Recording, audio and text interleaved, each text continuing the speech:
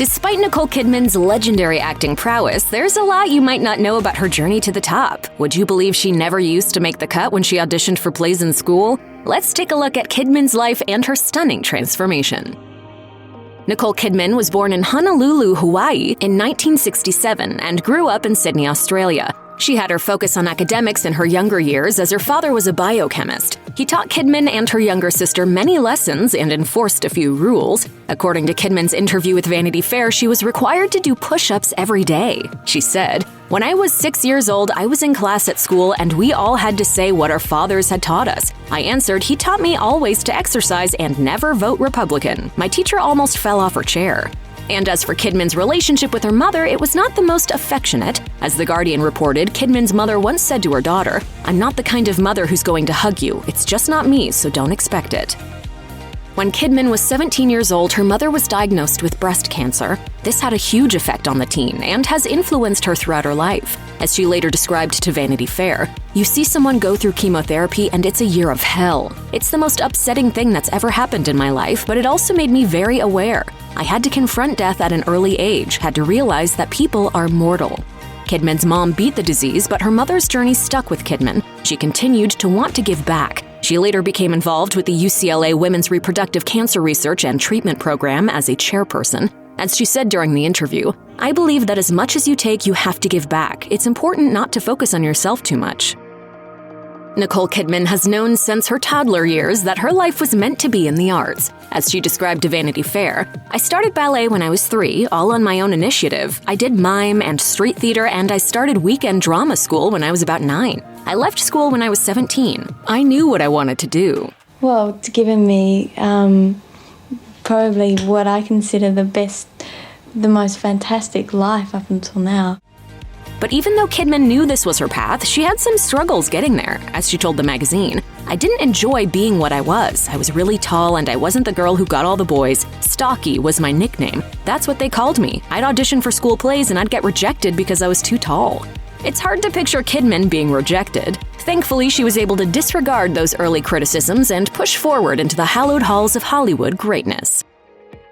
Kidman began to see film success in her early 20s. She then was cast in the Tom Cruise movie Days of Thunder, and in addition to starring in the film, she struck up a relationship with the leading man himself. The two married when Kidman was just 23 years old. Kidman later told Vanity Fair, "There is something about that sort of existence that if you really focus on each other and you're in that bubble, it's very intoxicating, because it's just the two of you, and there is only one other person that's going through it, so it brings you very close, and it's deeply romantic." And Kidman and Cruise were willing to do what it took to make the marriage work. They had crazy schedules, but understood what they had to do in order to stay happy together. Kidman said, "I think in this industry you can get lax, you can get lazy, and that's so destructive to your relationship. If it means getting on a plane and having to fly in to see each other, even if it's for 24 hours, you do it." Marriage at age 23 was not the only big moment for Kidman. Not too long after her marriage to Tom, they adopted their daughter, Isabella, and their son, Connor. Even though she was so young, Kidman knew this was meant to be. She later told Vanity Fair, "It's fate, completely. The adoption was a very spontaneous thing. We decided to adopt her because the situation came up. I just believe for whatever reason that these children were meant to be in our family." In 2016, she was asked during an interview with CBS Sunday Morning about why she connected so well to her character in Lion, a role in which she portrays an Australian mother who adopts 2 Indian orphans. She described the unconditional love she's always felt as an adoptive mother. "That love brings you to your knees. That love has you crawling over hot coals. That love has you laying down on a train track." In 2001, Nicole Kidman was reaching even greater fame. She starred in popular films like The Others and Moulin Rouge, but through the success, the actress was dealing with problems at home. At the time, the then 34-year-old was going through a divorce with then-husband Tom Cruise. Kidman shared at the 2015 Women in the World Summit in London, "To be completely honest, I was running from my life at that time. I wasn't able to handle the reality of my life, and as an actor, you have this wonderful thing where you can go and get lost in somebody else's life and become somebody else for a period of time." But even with the opportunity to escape, Kidman didn't seem to have any regrets when it came to the marriage. She told Australia's Who magazine, "I got married really fast and really young, but I don't regret that because it got me children Bella and Connor, and I did have a fantastic marriage for a long period." Great art also came out of a tough time for Kidman. She threw herself into her work, and the results were noticed. She later talked about her divorce and what happened next, saying, Out of that came work that was applauded, so that was an interesting thing for me because I was like, So I then embraced my own life and I got myself together, and it took me a number of years, and during that time I worked a lot. The work was a great place for me to exist. Her work was so impressive, Kidman won an Oscar in 2003 for her leading role in The Hours, and it was in this moment that Kidman realized something. She said, "That work culminated in winning an Oscar, and that caused an epiphany. I was sitting in the Beverly Hills Hotel holding this gold statue, and it was all extraordinary, and I was the loneliest I'd ever been."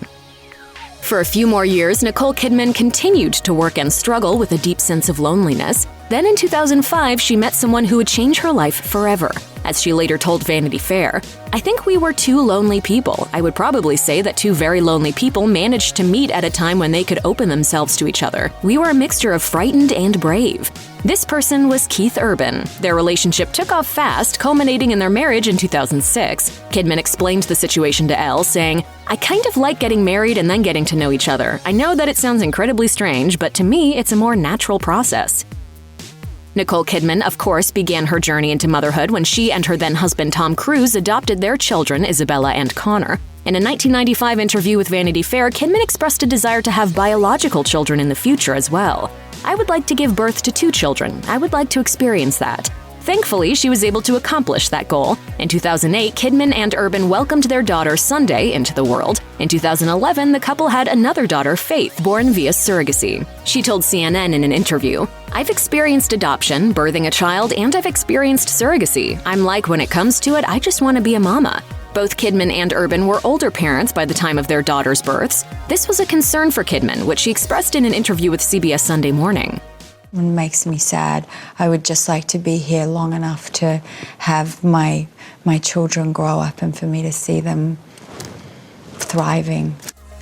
Nicole Kidman's career has continued to excel, but the star is totally happy to stay away from Hollywood outside of her job. She lives in Nashville with her husband Keith Urban and their family and couldn't be happier. In 2013, she told Vanity Fair, "There's an enormous amount you have to give up if you want to have a family. You can have a certain career, but you can't be living in Hollywood where absolutely everything revolves around it. That wasn't my choice." Because of this, Nashville became the perfect spot for them to relax and raise their children without the hustle and toxicity that Hollywood is infamous for. As someone who has taken on such memorable roles, Nicole Kidman must have a specific strategy when picking her next part, right? Not so much. As she told Town & Country, "I call myself the wild card because I have no idea what it is. I'm so spontaneous, sometimes to my detriment and sometimes my benefit, but it's how I've always been. My husband never knows what I'm going to choose, and then he'll ask me to explain why, and I can't." Kidman is the first to admit she's not perfect, and sometimes her choices don't end up being just right. But she's going with her gut. She continued on to say, "The mistakes I've made have always involved people not matching the extreme artistic desire, when I've tried to be a bit more homogenized, or tried not to be as bold. When I've been guided into places that don't suit what I am intrinsically, that's when it doesn't work out."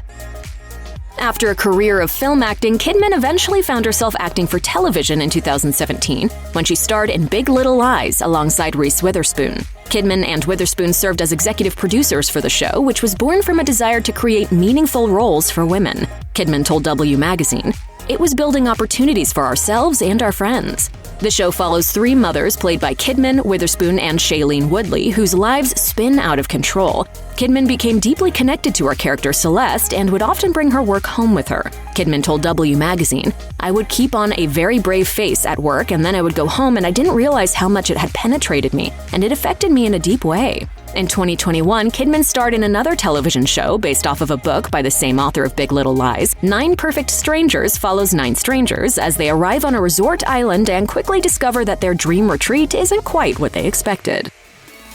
According to The Hollywood Reporter, Nicole Kidman and Javier Bardem weren't exactly fan-favorite choices when the two were cast to play Lucille Ball and Desi Arnaz for the film Being the Ricardos. At the time of the film's production in 2021, Kidman had never truly branched out into comedic acting. Embodying one of the most famous comedians of all time proved to be a monumental task for the actor. She told The Hollywood Reporter, "When I started doing all the physical comedy and doing her voice, when it finally came, it was like, and then I didn't want to stop doing it." To prepare for the role, Kidman worked with a voice coach to lower her pitch to match Ball's signature voice. She would also undergo a hair and makeup transformation that involved wigs and prosthetics. With Nicole Kidman's Oscar-nominated performance in Lion and her powerful role in the HBO series Big Little Lies, it's clear that she is not slowing down. She continues to surprise us with her artistic choices and knocks it out of the park each time. Whether she's giving an intense soliloquy in character or jokingly telling Jimmy Fallon he could have asked her out in the past, she never fails to surprise. I can't believe I dated Nicole Kidman. This is fantastic. You didn't! This is unbelievable. We don't know what's on deck for Kidman, but we'll be paying close attention to her acting career. Kidman is a breath of fresh air, and we're anxiously waiting to see what she challenges herself to do next. Check out one of our newest videos right here. Plus, even more list videos about your favorite stuff are coming soon. Subscribe to our YouTube channel and hit the bell so you don't miss a single one.